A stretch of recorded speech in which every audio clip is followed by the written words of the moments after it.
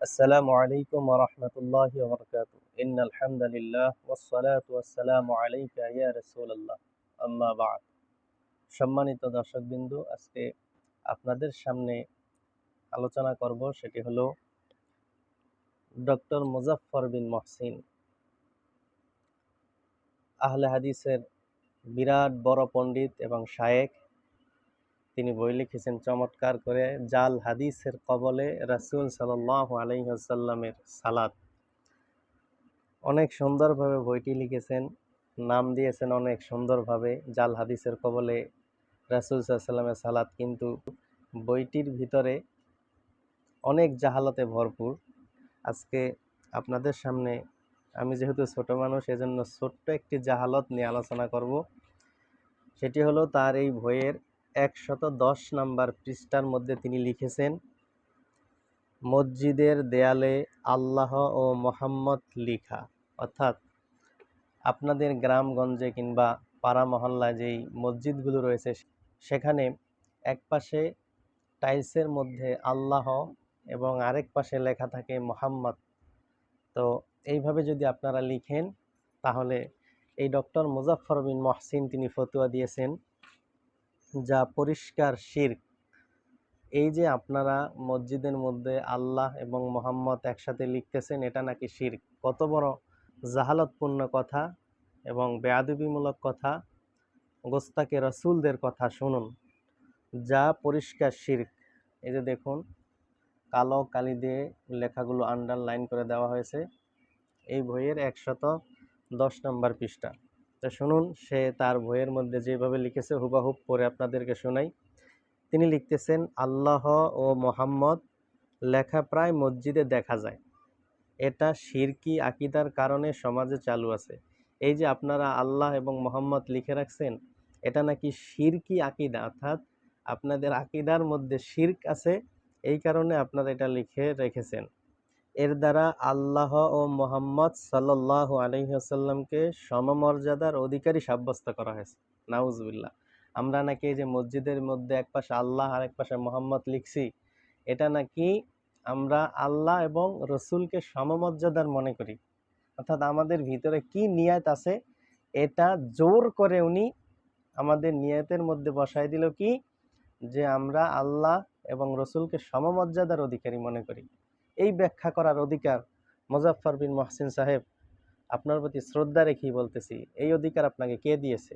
যে আমাদের মনের ভিতরে কি আকিদা, আমরা নবীকে কীরকম শান মান দেই আর আল্লাহকে কীরকম শান এবং মান দেই, এটা বলার, এটা ব্যাখ্যা করার অধিকার আপনাকে কে দিল? এরপরে দেখুন, উনি লিখতেছে, তাছাড়া আরবিতে আল্লাহ মোহাম্মদ একসঙ্গে লিখলে অর্থ হয় আল্লাহই মোহাম্মদ, মোহাম্মদই আল্লাহ। বাহ, কি চমৎকার অনুবাদ আপনি করলেন। যদি এক পাশে আল্লাহ এবং মোহাম্মদ আমরা পাশাপাশি আরবিতে লিখি, তাহলে নাকি অর্থ হয় আল্লাহই মোহাম্মদ, মোহাম্মদই আল্লাহ। নাউজুবিল্লাহ। এটা আপনি কি অর্থ করলেন? কিসের সাথে কি মিলালেন? দর্শকবৃন্দ, আপনারা দেখেন, যদি এইভাবে আমরা লিখি আল্লাহ মোহাম্মদ পাশাপাশি যদি লিখি, তাহলে নাকি অর্থ হয় আল্লাহই মোহাম্মদ।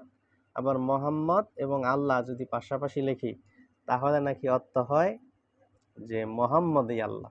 কি জাহালতপূর্ণ অনুবাদ মুজাফফর বিন মহসিন আপনি করে দিলেন।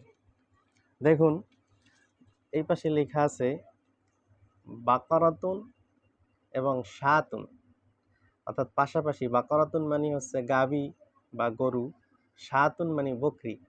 এটা লিখলে মুজাফফর বিন মহসিনের অনুবাদ অনুযায়ী অনুবাদ হবে গরুই বকরি বা গাভী বকরি। এটা কি কোনো শিক্ষিত সমাজ বা যার মধ্যে ন্যূনতম আরবি সম্পর্কে জ্ঞান আছে, উনি কি এই অনুবাদ কখনো মেনে নিবে? যদি মেনেই নেয়, তাহলে মুজাফফর বিন মহসিন হাফিজাহুল্লাহ, তার জন্য আমার একটা অনুবাদ আছে, দেখি উনি সেটা মানতে পারেন কিনা। এখানে লেখা আছে মুজাফফর দাজ্জাল, অর্থাৎ মুজাফফর হাফিজাহুল্লাহ, তার অনুবাদ এরকম হবে। যদি এভাবে লেখা হয় মুজাফফর দাজ্জাল পাশাপাশি, তাহলে অনুবাদ উনি এভাবেই করবেন, মুজাফফরই দাজ্জাল। তাহলে অনুবাদ কি দাঁড়ালো? মুজাফফরই দাজ্জাল। তো এটা আসলে কিন্তু ভুল অনুবাদ।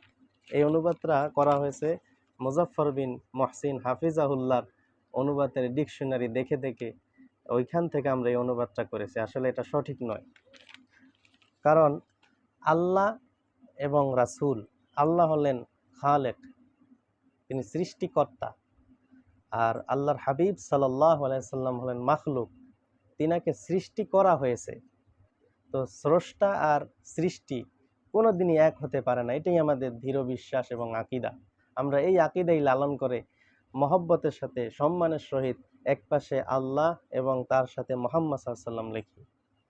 কেন আপনারা এত চুলকায় কেন? আল্লাহর হাবিবের শান এবং মানকে খাটো করার জন্য এত পিছনে লেগে আছেন কেন? যেখানে স্বয়ং মহান রব্বুল আলামিন আমাদের নবীজি সাল্লাল্লাহু আলাইহি সাল্লামের মর্যাদা বাড়িয়ে দিয়েছেন। আল্লাহ তাআলা বলেন, ওয়ারাফা'না লাকা যিকরাক, হে রাসূল, হে নবী, আমি আপনার জিকিরকে সমুন্নত করে দিয়েছি। সুবহানাল্লাহ।